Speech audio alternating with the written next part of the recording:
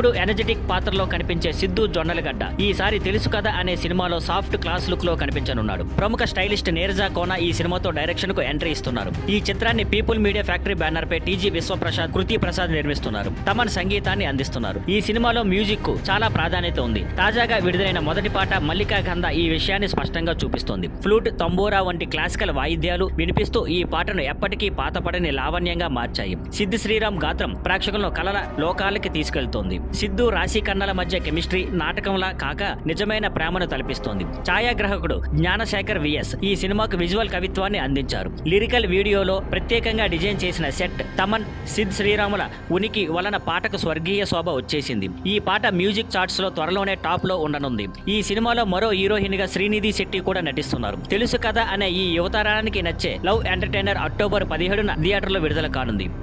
Thank you for watching. Please like, share and subscribe.